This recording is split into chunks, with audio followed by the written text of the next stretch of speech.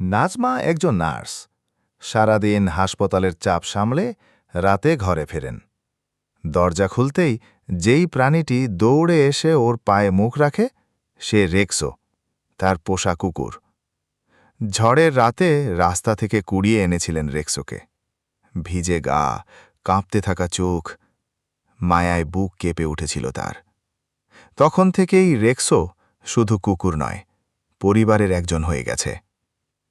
রেক্সো অসুস্থ হলে নাজমা যেমন চিন্তিত হয়, ঠিক যেমনটা হন স্বামী বা মেয়ে অসুস্থ হলে।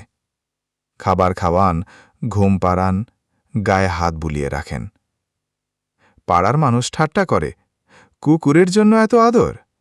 নাজমা হাসেন, বলেন, ভালোবাসা বোঝে মন, শরীর না। মায়া দিলে সেও আপন হয়। মেয়েটা একদিন বলল, মা, রেক্সো কি আমার ভাই?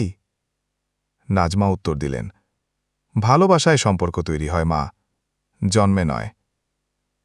রেক্সোর চোখে যে নির্ভরতা, সেটা নাজমা জীবনে কজন মানুষের চোখে পেয়েছেন বলা মুশকিল।